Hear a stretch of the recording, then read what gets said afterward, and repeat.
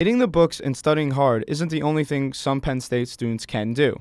At the Bryce Jordan Center Wednesday night, about a handful of disabled students were able to showcase their athletic skills in a wheelchair. That's because the wheelchair basketball contest was the featured halftime show at the Lady Lions basketball game. The show was put on by Penn State Ability Athletics, a program that provides athletic activities and therapy to disabled students at the university.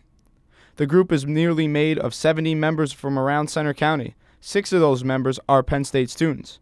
And through that program, some of the disabled students say it also helped them in another aspect outside of exercise, getting across the nearly 16,000-acre campus at University Park.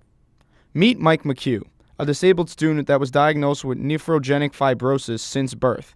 It is a disease that tightens muscles in the body.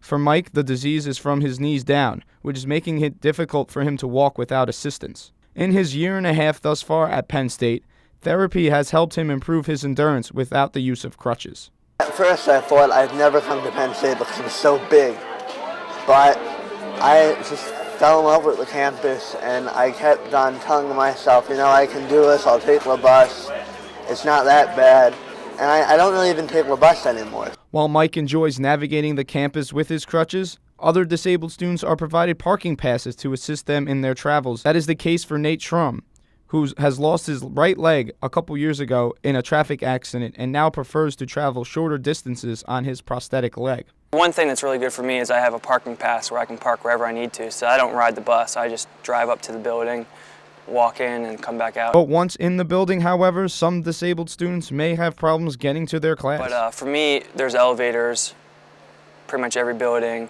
so if I have to go up the steps, it's all right. And if they don't have an elevator, then I can just tough it up and go up the steps.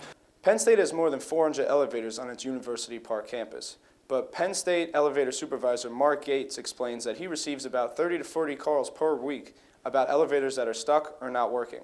While most students have the option of taking the stairs, inoperable elevators become a huge hindrance for those who are disabled. That averages out to about 5 to 6 times per day where an elevator on campus may not be working. And unfortunately for Mike McHugh and other disabled students in his position, he says there's not much he can do when that happens. On occasions, the elevator has not been working, so I tend to climb a flight of stairs, which is kind of a hassle, but it's part of life, I guess. Reporting from State College, I'm Mark DiFrancia.